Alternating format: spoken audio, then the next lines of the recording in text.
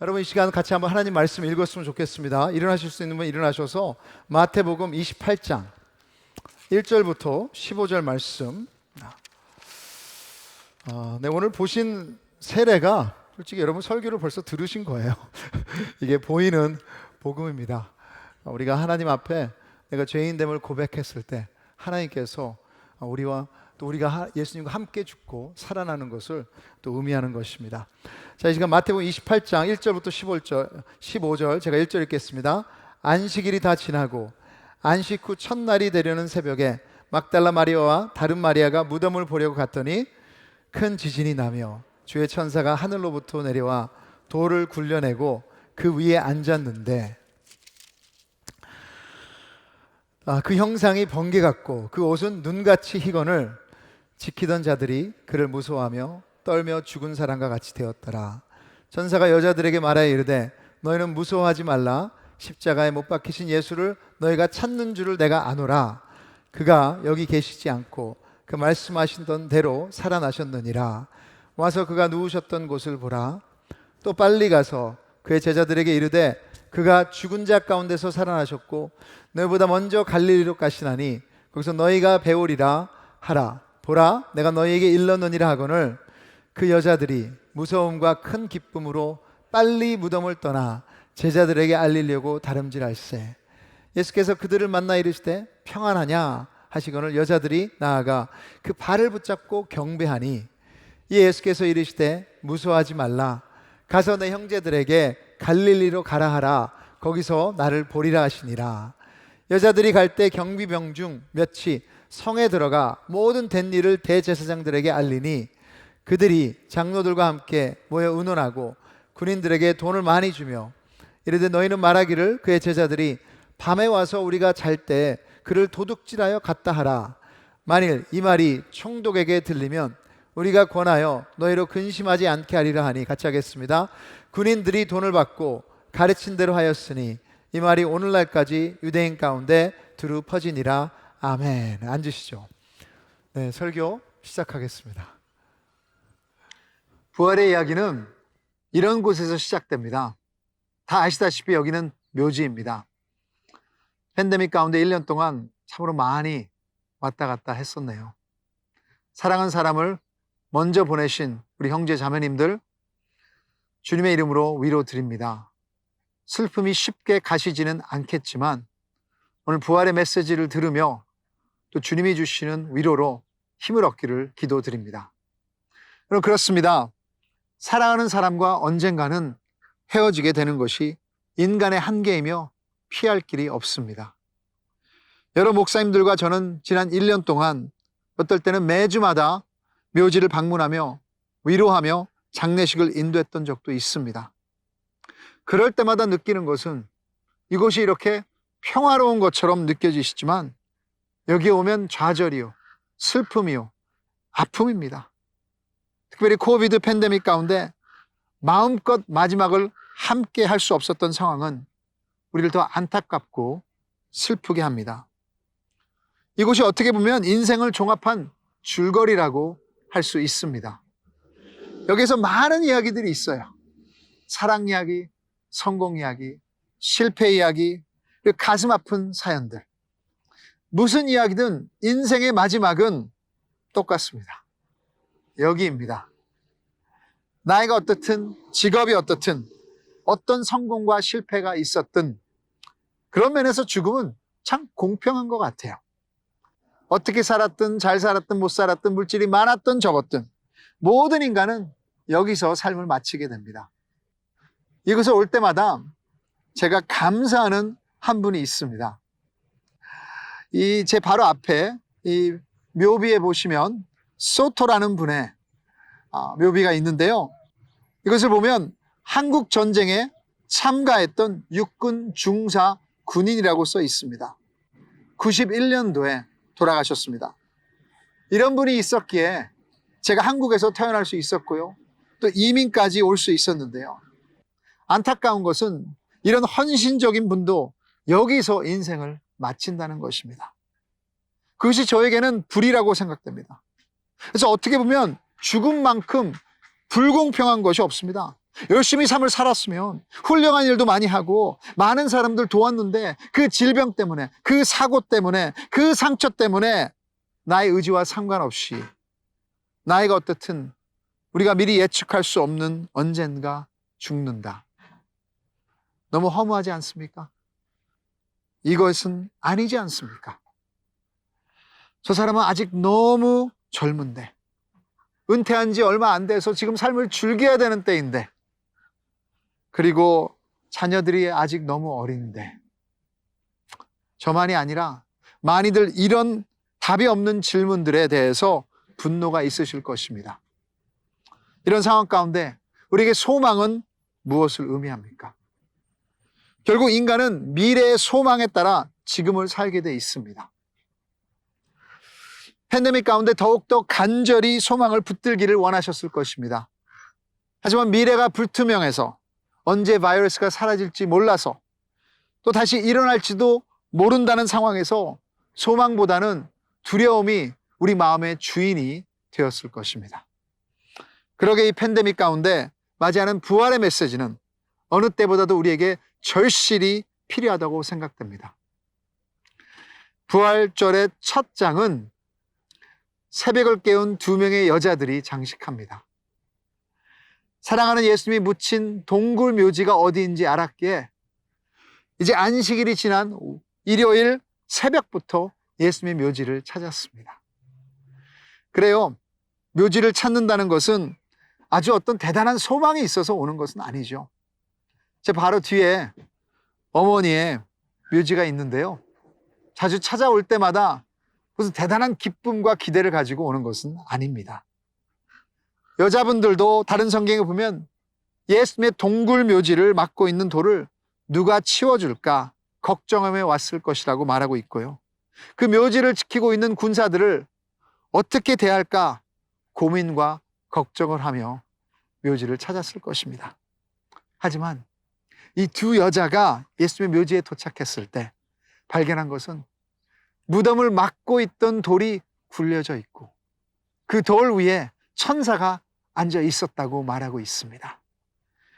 그리고 죽은 사람처럼 겁에 질린 군사들, 바로 여기서 진짜 소망의 메시지가 시작됩니다. 때로 메시지도 이제는 하이브리드입니다. 네. 이제 영상 메시지에 이어서 그럼 부활이 우리에게 던지는, 우리에게 절실히 필요한 지금 소망 메시지는 무엇입니까?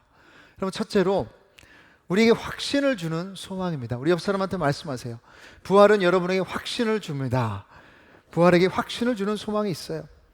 여러분 아세요? 소망도 엉터리 소망이 있다는 것. 여러분의 로또를 진짜 이길 것이다 하는 소망은 확실한 근거가 없습니다. 시간 낭비, 돈 낭비. 자녀들이 내가 원하는 대로 다 따라줄 것이다, 그리고 자녀들이 그래서 행복할 것이다. 부모님들은 아시겠지만 그 바라는 것은 근거가 없는 소망입니다. 이 세상에 근거를 둔 소망은 장담할 수가 없습니다. 이 세상 소망은 상황을 뛰어넘지를 못합니다. 모든 것이 결국에는 아까 보신 것처럼 무덤에서 마치니까요. 죽는 소망이죠. 하지만 부활은 산 소망을 가져다 주는 것입니다. 그래서 여기 보시는 것처럼 The story does not end here. 베드로전서 1장 3절 4절에 보시면 같이 읽겠습니다. 시작. 우리 주 예수 그리스도의 아버지 하나님을 찬송하리로다. 그의 많으신 긍휼대로 예수 그리스도를 죽은 자 가운데서 부활하게 하심으로 말미암아 우리를 거듭나게 하사 산 소망이 있게 하시며 썩지 않고 더럽지 않고 쇠하지 아니하는 유업을 잊게 하시나니 곧 너희를 위하여 하늘에 간직하신 것이라. 지금 베드로전서는 고난당하고 박해받고 있는 크리스천들에게 쓴 편지입니다. 그래서 맨 먼저 말하는 것이 그 절망적인 상황에서도 그들에게 산 소망이 있다. Living hope. 그 산 소망은 뭐예요? 썩지 않았습니다. 더럽지 않습니다. 쇠하지 않는 유업으로 하늘에 간직되어 있는, 보존하고 있는, 어느 누구도 빼앗아 갈 수 없는 산 소망이라고 얘기하고 있어요. 그럼 누구에게 이 산 소망이 있습니까? 베드로전서에 보시면 예수 그리스도를 죽은 자 가운데서 부활하게 하심으로 말미암아 예수님이 죽으셨다 부활하심을 믿는 새 생명을 얻는 우리에게 산 소망이 있다고 말하고 있어요. 오늘 본문에서 마태복음 28장에 반복해서 나오는 단어가 영어로 보시면 see and behold, 멈추어서 보라는 것입니다. 주목해서. 천사들이 오늘 본문에서 얘기를 해요. 28장 6절에 보시면 그가 여기 계시지 않고 그가 말씀하시던 대로 살아나셨느니라. 와서 누우셨던 것을 보라. Come and see. 여러분, 천사들은 예수님이 부활하신 후에 나타난 것입니다. 그들의 잡이 뭐예요? 돌문을 움직여서 열어놓은 후 빈 무덤을 보여주는 것입니다. 빈 무덤, 이것이 확실한 증거입니다. 그래서 어떤 학자는 부활에 관한 책을 쓰며 제목을 Who moved the stone? 누가 돌을 옮겼습니까? 라고 했습니다. 제사장들이 무덤을 지키던 군인들에게 돈을 주어 제자들이 예수님의 시체를 훔쳐갔다고 소문을 퍼뜨리게 했어요. 네, 여러분, 거짓말이죠. 한번 생각해 보십시오.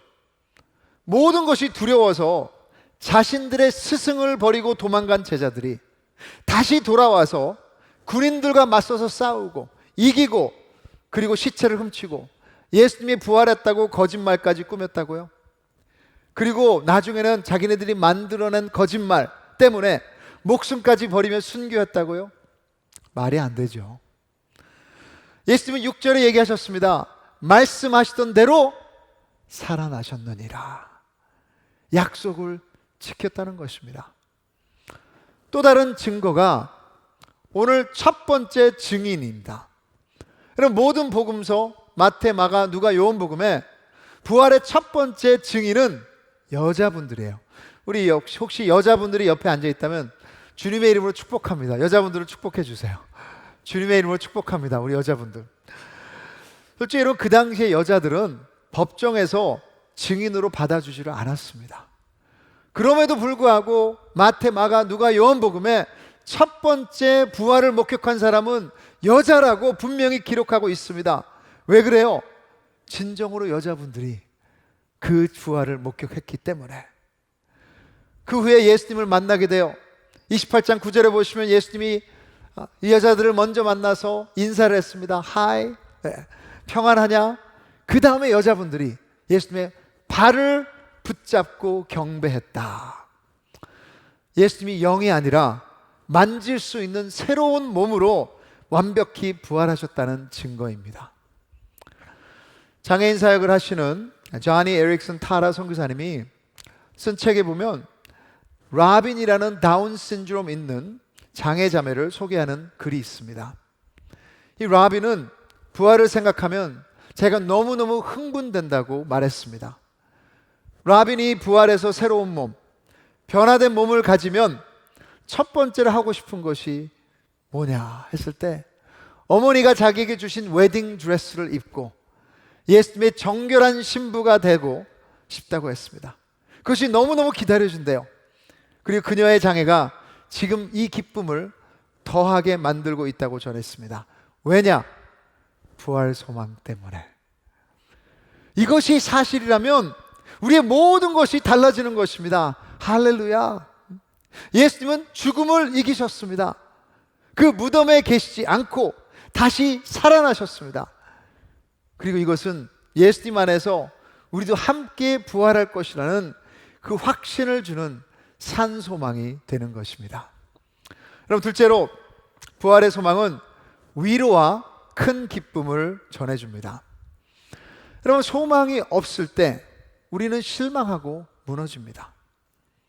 어떤 한 목사님은 고난 가운데 우리의 소망이 어디에 있는지 제대로 알려준다고 했습니다. 죽을 것에 있는지, 그래서 나의 삶이 망가지고 무너지는 것인지, 아니면 산 소망에 있는 것인지. 여러분, 이 여자들도 생각해 보시면 그들이 생각했던 메시아라고 했던 사람의 죽음으로 실망했을 거예요. 좌절했을 것입니다. 소망을 잃어버렸을 것입니다. 그리고 두려워했을 것입니다. 그것이 인생입니다. 믿었던 것에게 배신, 열심을 쏟았던 것이 하루아침에 물거품이 되고, 그리고 두려움, 그것이 직장 때문이든 은퇴한 후의 일이든 아니면 어떤 질병이나 관계에 대한 것이든 아니면 과거의 상처나 실패, 이런 두려움으로 인해 우리 기쁨이 없는 삶. 아마도 여러분 팬데믹 가운데 이것을 경험하셨을 것입니다. 두려움. 하지만 무덤을 찾아온 여자들에게 천사들은 무서워하지 말라. 예수님이 부활하셨기 때문에 부활은 우리를 두려움에서 기쁨으로 옮기는 것입니다. 천사가 빈 무덤을 보이고 부활의 소식을 알렸을 때 두 여자의 반응이 달라졌습니다. 여러분 8절 보십시오. 8절에 그 여자들이 무서움과 큰 기쁨으로 빨리 무덤을 떠나 제자들에게 알리려고 다름질할세. 여러분 천사를 봤으니 두려워하는 것은 당연한 거예요. 하지만 무덤에 올 때까지는 기쁨이 아니었습니다. 그러나 이제는 부활하신 예수님이 계셨다는 걸 깨달았을 때 그 안에 큰 기쁨, great joy가 그들을 붙잡고 그들을 다름질하게 했습니다.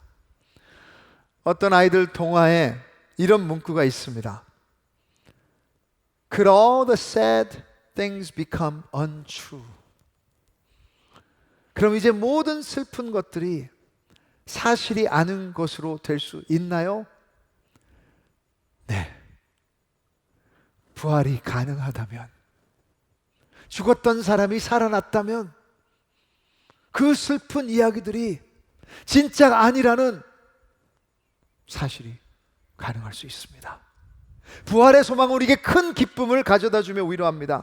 이것이 마지막이 아니라고, 그리고 예수님은 살아계셔서 우리와 함께 하신다고요. 그분 안에서 우리도 살 수 있다고. 그럼 혼자라는 단어가 우리를 외롭게 한다면 반대로 동행이란 단어처럼 우리를 격려하며 힘을 주는 것이 없습니다. 아이들을 봐도 부모가 함께 옆에 있으면 용감해져요. 아이들 운동 경기를 봐도 저도 많이 따라다녔지만 부모가 잔소리 안 하고 격려하며 바라보면 많이 힘을 얻게 합니다. 사랑하는 사람이 옆에 있어준다면 세상이 따뜻해지고 살아갈 힘이 납니다. 여러분, 연약한 인간 상황에서도 그런데 죽었다 부활하신 하나님이신 예수님이 이제 시간과 공간을 초월하며 자신의 제자들과 함께 하신다면 여러분, 우리에게는 세상에서 줄 수 없는 가장 큰 위로가 되는 줄 믿습니다. 여러분, 그분은 이제 임재하시는 분이세요. 죽지 않으셨기에, 살아나셨기에 우리 가운데 어디서든지 거하시는 분이 되는 것입니다. 그럼 마지막으로 부활의 소망은 우리에게 사명을 가져다 줍니다. 이제 이 빈 무덤으로 와서 봤다면, 죽었던 주님이 살아나신 좋은 소식을 들었다면 가서 알려라 하고 말하고 있습니다. 여러분 생각해 보십시오. 무덤을 찾아온 여자들도 이 소식을 듣고 빨리 무덤을 떠나 알리려고 다름질할세. 당연하죠. 우리가 죽었다고 알았던 사람이 다시 살아나서 우리 앞에 나타난다면 어떻게 가만히 있을 수 있겠습니까? 그 사람의 손을 붙잡고 아마 다른 사람들 방방곡곡 돌아다니며 얘기하고 같이 삶을 나눌 것입니다. 마찬가지입니다. 진정으로 예수님은 무서워하지 말라고 하십니다.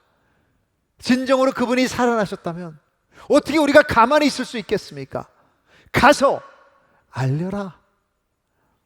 이 세상에 죽지 않는 산 소망이 있다고. 특별히 저는 이 단어가 우리 사명의 핵심이라고 생각합니다. 28장 10절 보십시오.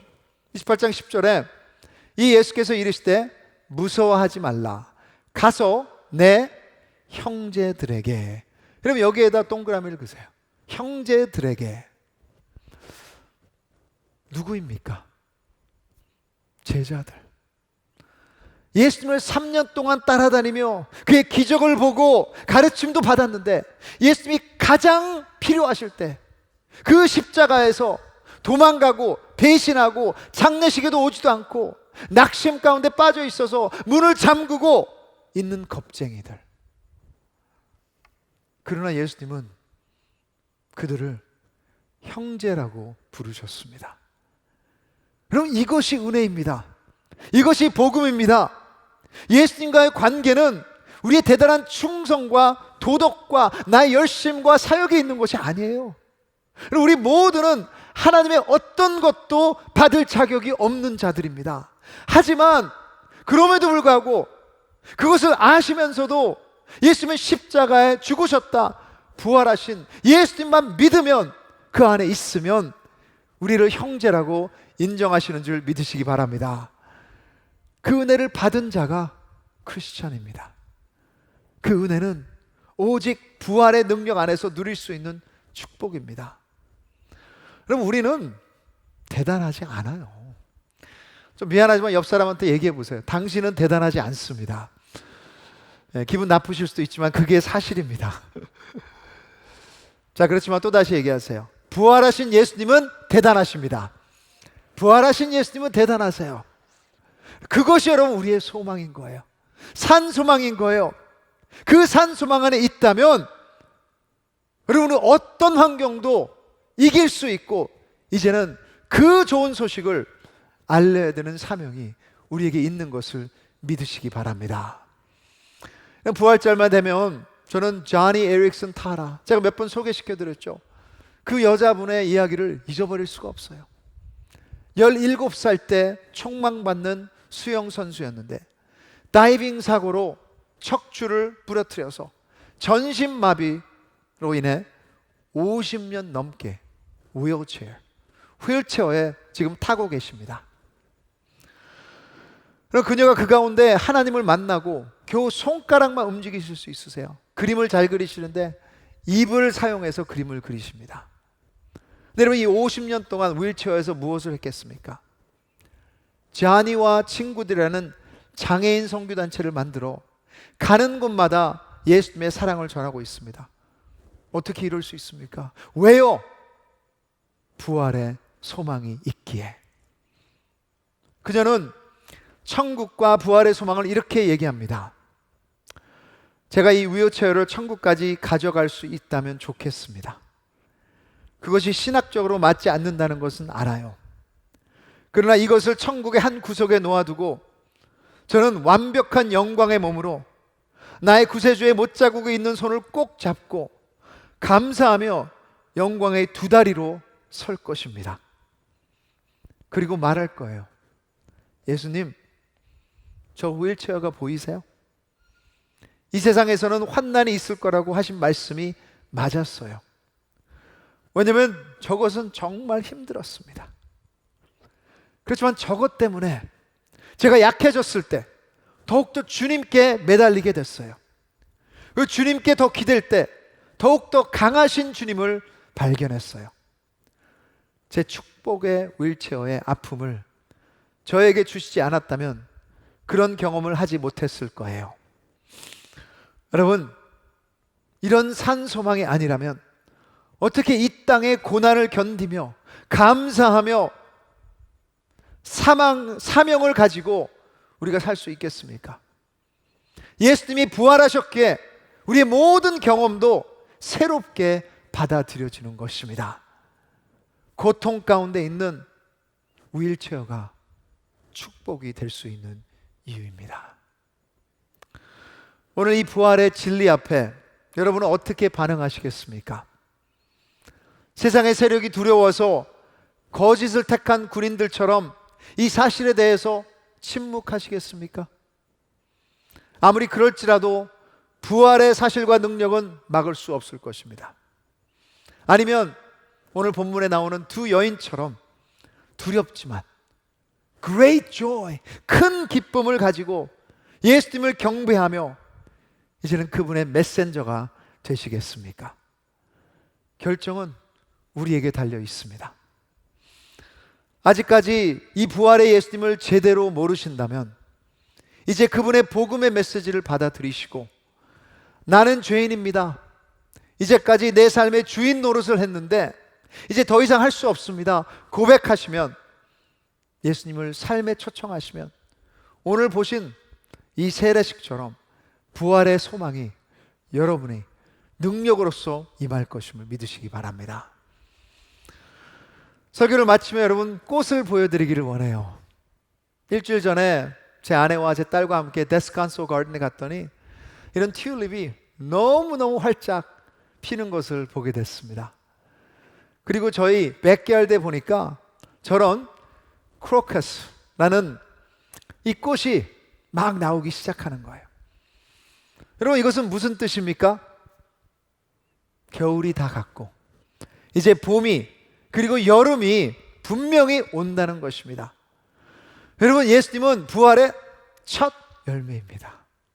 첫 열매 후에 두 번째 열매가 있을 것이고, 세 번째 열매가 있을 것이고, 네 번째 열매가 있을 것이고요. 분명히 여러분, 그 부활은 있을 것입니다. 여러분, 무엇보다도 이제 하나님의 나라가 임한 거예요. 그러기에 우리도 그 열매로서 분명히 예수님과 함께 죽으면 예수님과 함께 살아날 것이라는 것을 기대하는 여러분 되기를 바랍니다. 여러분, 이것이 나중의 일이 아니라 지금 사망 권세는 무너졌습니다. 그러기에 지금부터 하나님의 성령 역사가 임한 것이기에 그 하나님의 나라의 영원한 부활의 산소망을 가지고 오늘도 확신을 가지고 기쁨으로 사명감으로 사는 여러분 되기를 주님의 이름으로 축원합니다. 여러분, 같이 한번 눈을 감고 잠깐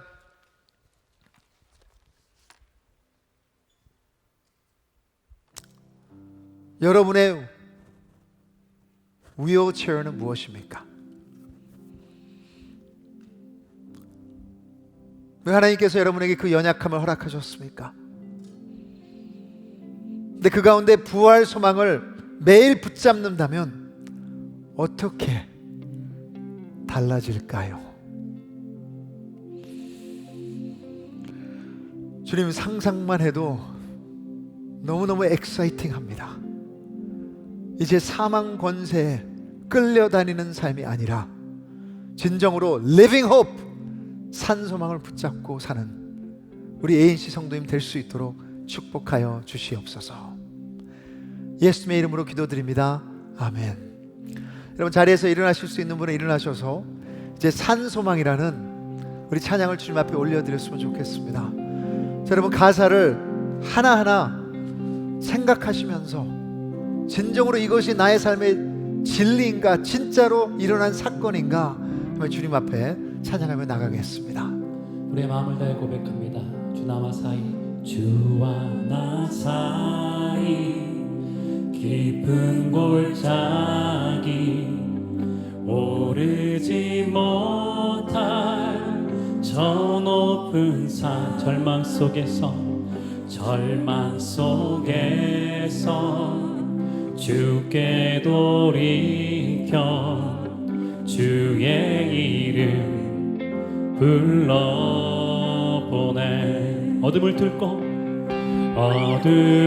뚫고 주의 사랑이 내 영혼을 밝히시네. 십자가에서 다 이루셨네. 주 예수 내 산소망. 우리 다시 한번 고백합니다. 주님의 그 크신 자비를 누가 다 알리? 그 크신 자비 누가 다 알리? 한없는 은혜 다는 못해. 영광의 주님 이 땅 내려와 나의 죄와 짐 지셨네. 십자가로 용서받았네. 십자가로 나 용서받았네. 나는 주님께 속했네. 아름다우신 나의 구원자 주 예수. 우리의 마음을 다해 고백합니다. 할렐루야. 자유 주신 주 찬양해. 할렐루야. 주신 주 찬양 할렐루야. 죽음은 힘을 잃었네. 죽음은 힘을 잃었네. 모든 사슬 끊으신 나의 구원의 이름 주 예수 내 산 소망. 할렐루야 할렐루야. 자유 주신 주 찬양 할렐루야. 죽음은 이미러 모든 사슬을 끊으신 나의 구원의 이름 주 예수 내 산 소망.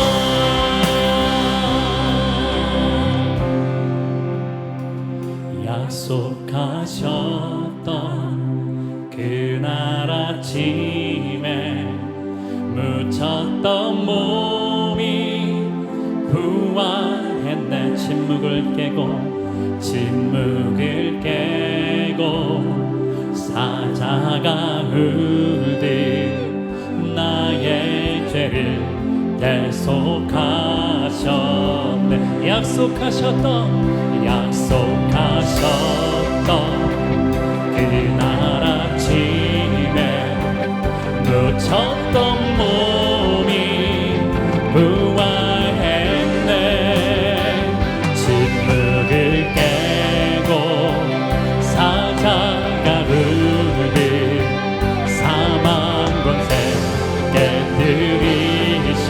주 예수 승리하셨네. 주 예수 승리하셨네. 우리의 마음을 다해 우리 두 손을 높이 들고 고백합니다. 할렐루야 할렐루야. 자유 주신 주 찬양 할렐. 죽음은 힘을 잃었네. 죽음은 힘을 잃었네. 모든 사슬 끊으신 나의 구원의 이름 주 예수. 우리 함께 영어로 고백합니다. 할렐루야. 주님을 찬양합니다. 할렐루야. Praise the one who set me free. Hallelujah. Death has lost its grip on me. You have broken every chain. There's salvation in your name, Jesus Christ, my living hope. 주 예수 내 산 소망. 주 하나님 내 산 소망.